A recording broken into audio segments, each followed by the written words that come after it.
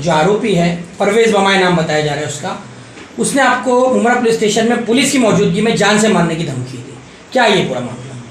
देखिए कैसा है कि 18 जनवरी रात 2:30 बजे के करीब ये जो दरगाह रोड है, ये दरगाह रोड पर दरगाह के पहले गेट से लेकर के ये निचला जो मेन गेट है यहाँ तक एक कौसा में आगे परिसर में रहने वाली एक महिला है जिसकी अभी शिकायत जो है हमारी खबर चलाने के बाद और सब वरिष्ठ पुलिस अधिकारियों के मामला संज्ञान के आने के बाद वो FIR दर्ज हुई है।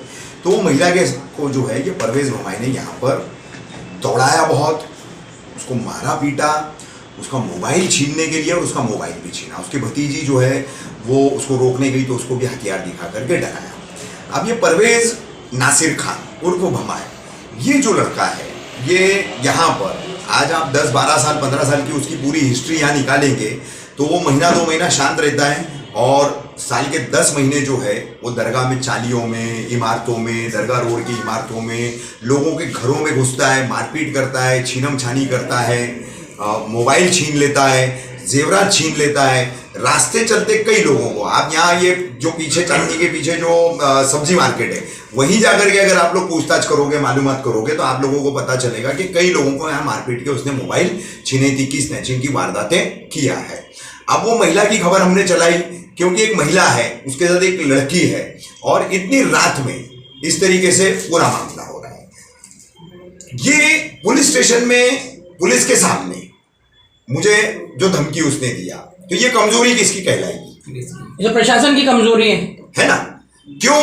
क्योंकि कैसा है कि यहाँ पर जो वरिष्ठ पुलिस निरीक्षक अशोक कड़लक है उनको उनके कुछ मातहत अधिकारी है, सभी नहीं, हाँ, कुछ मातहत अधिकारी और डिटेक्शन ब्रांच में 2 यूनिट होती है तो इन यूनिटों के कुछ कर्मचारी हैं, पुराने कर्मचारी हैं। ये लोगों ने जो है ना कभी ब्रीफ नहीं किया, इन्होंने बताया नहीं। अभी नए DCP है जोन 1 के हमारे गणेश गावड़े साहब, तो उनको भी ये सारी चीजें पता नहीं है क्योंकि जब सीनियर साहब को ही पता नहीं है तो DCP साहब को कहां से पता रहेगी। तो ये लोग जो है इनके सामने 4 दिन पहले बीट वालों को इसी परवेज बमाई ने भरे लोगों के बीच में माँ बहन की गालियां देके तुम मेरा क्या उखाड़ सकते हो उखाड़ो। अब उसके वो सब बातें हम यहाँ रिपीट नहीं कर सकते ऑन कैमरा कि किस तरीके की उसकी दबंगई, गुंडई और दादागिरी वाली, दहशत वाली बातें थी, वो भाषा थी, वो सब अपन नहीं कर सकते। लेकिन इतना है कि मामला जो है वो महिला की खबर चलाने के ऊपर से ही हुआ मेन, उसी की वजह से उसने मुझे धमकाया, ठीक है।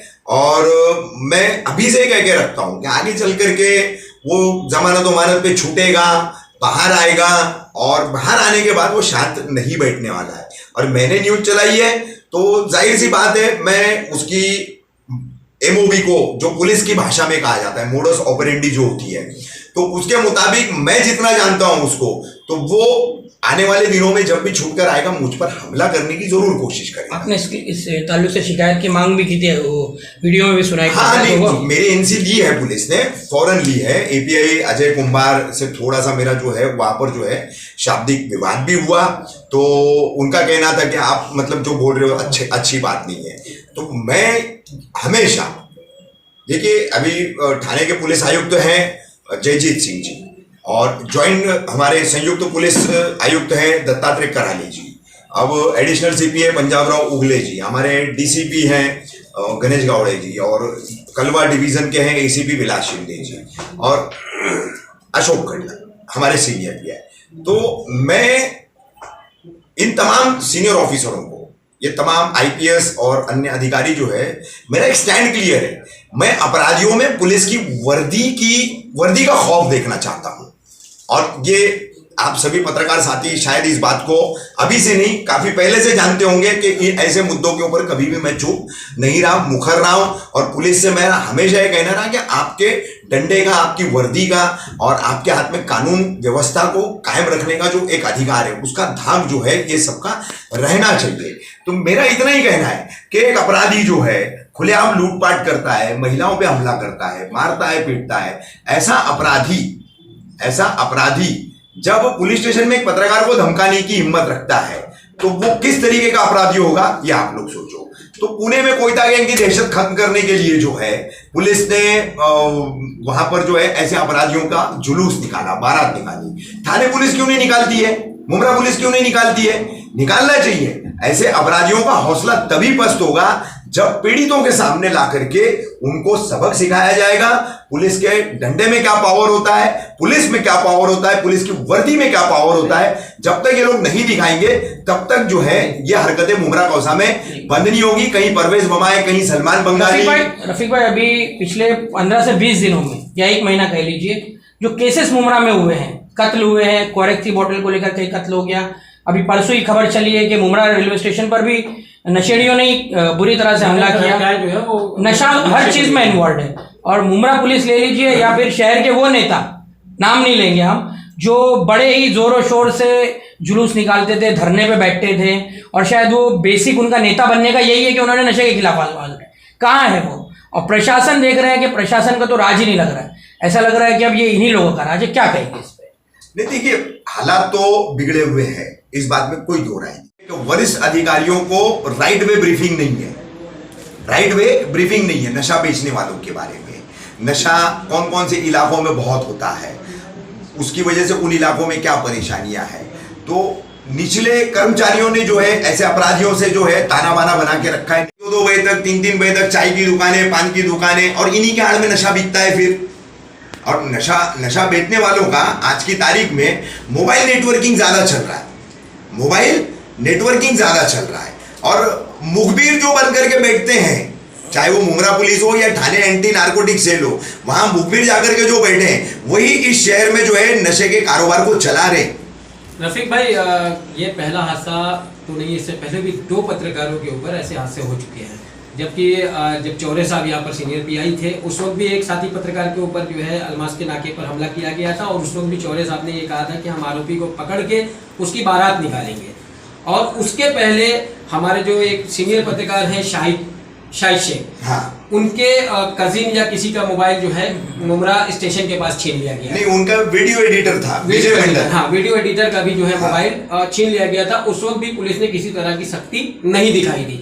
और कृपाली बोरसे मैडम ने जब यहाँ का चार्ज संभाला था, उस वक्त मुमरा की जो लाइफ लाइन थी नाइट की, वो बहुत ही ज़्यादा दबदबे वाली थी, और हर जगह जगह पे जहाँ नशे हो रहे थे, लोग करने वाले थे, वो सब गायब थे। अब क्या वजह है कि कृपाली बोरसे का दबदबा जो है कहीं ना कहीं कम हो गया है?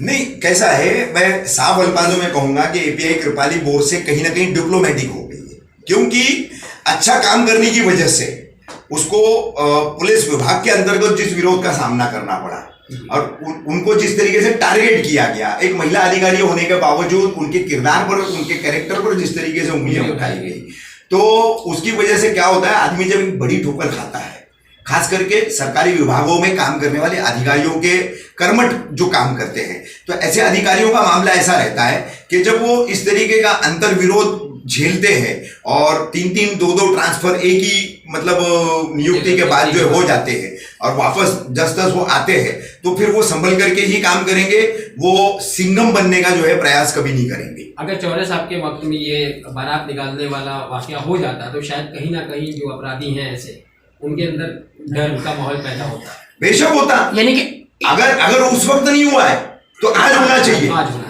मतलब अभी कुछ ऑफिसर्स के हाथ ऐसे बांध दिए गए हैं, आप इन शॉर्ट ये कहना चाहते हैं, हाथ बंद गए उनके कहीं ना कहीं? नहीं, देखिए, ऑफिसर्स की बात नहीं है, मैंने कहा चुनिंदा कुछ अधिकारी, पहली बात, और डिटेक्शन के कुछ पुराने कर्मचारी जिनको शहर का चप्पा चप्पा पता है, जिनको शहर में चलने वाली सभी असामाजिक अनैतिक गतिविधियों के बारे में पता है, तो उनका काम है कि वो ये सारी तस्वीर जो है अपने सीनियर्स के सामने रखे, सीनियर पीआई से लेकर के डीसीपी साहब तक का, तो उनको सही स्थिति का आकलन होगा ना, तो सही स्थिति का आकलन होने के बाद में वो उस तरीके से जो है उनका बैकबोन बनेंगे और ऐसे अपराधियों का जो है फिर जड़ खोदने का काम करेंगे। अभी आपने जो खबरें चलाई हैं, आप उसमें कमेंट्स देख लीजिए, शेम ऑन मुमरा पुलिस को चला जाना चाहिए, स्टाफ चेंज होना चाहिए, सारी की सारी बातें मुमरा पुलिस से ही शिकायत लोग कर रहे हैं।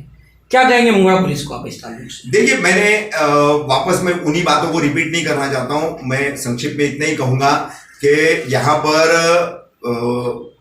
जोन 1 के डीसीपी गणेश गावड़े जी, कलवा डिवीजन के विलास शिंदे जी एसीपी और हमारे सीनियर पे अशोक कटलर, ये अभी भी बहुत सी चीजों से अनभिज्ञ हैं, इनकी जानकारी में चीजें नहीं है। अब कमेंट लोग कर रहे हैं क्योंकि लोगों में वो गुस्सा है, लोगों में वो क्रोध है, लोग देख रहे हैं आज एमएमएलई रोड का हाल है, आज खड़ी मशीन रोड का हाल है, आज जहां जहां अलग अलग इंटीरियर्स के इलाके हैं, मेन रोड पर तो रिक्शाओं में बैठ करके अब नशा करना और दबंगई करना और सब बंद हो गया, अब फिलहाल बंद हो गया है, ठीक है, वो कृपाली बोरसे के नाइट लाइफ और चौरे साहब के नाइट लाइफ बंद कराने से। लेकिन इंटरनली ये तमाम जो चीजें चल रही है, तो ये तमाम चीजें जो है, मैं आप तमाम शहरवासियों से, आप सभी मेरे पत्रकार भाइयों के चैनल के माध्यम से एक अपील करना चाहूंगा कि अभी मुश्किल से डीसीपी साहब को 1.5 महीना हुआ है चार्ज लेकर के, और विलास शिंदे साहब एसीपी जो है उनको 3 से 4 महीना हुआ है, और कटलक साहब को जो है 7 से 8 महीना हुआ है। तो और आने के बाद से आप लोग देख रहे होंगे राजनीतिक मामला, एक दूसरे के ऊपर आरोप प्रत्यारोप, तो इसमें ये लोग काफी उलझे हुए हैं क्योंकि सरकार पक्ष विरोधी पक्ष ऐसा सारा मामला है ना, तो काफी संभल के काम करना पड़ता है। तो अब इन अधिकारियों से हम लोगों को, तमाम पत्रकारों को, शहरवासियों की तरफ से इनको हमें आगाह कराना है कि यहाँ की स्थिति क्या है, यहाँ के हालात क्या है। देखिए मैं आपको बता देता हूँ, ये तमाम जितने वरिष्ठ अधिकारी हैं, मैं कोई चापलूसी या लिपापोती वाला काम नहीं कर रहा हूँ, मेरा 35 साल का पुलिस विभाग का अनुभव है। मैं अब तक डीसीपी गावड़े साहब से सिर्फ एक ही बार मिला हूँ, मुमरा पुलिस स्टेशन विजिट पर वो जब आए थे, केवल मेरी 2 से 3 मिनट की बात हुई थी उनसे, और शिंदे साहब से मेरी 2-3 मुलाकातें हैं, कटलक साहब से तो हमेशा होती है। तो मैं काम करने वाले पुलिस अधिकारियों को बहुत अच्छे से पहचानता हूं कि कौन अधिकारी काम करता है, कौन अधिकारी नहीं करता है। ये सभी अधिकारी जो है ये कर्मठ एक काम करने वाले अधिकारी है, सिर्फ चीजें सही तरीके से उनके सामने जानी चाहिए और ब्रीफिंग राइट वे में होनी चाहिए।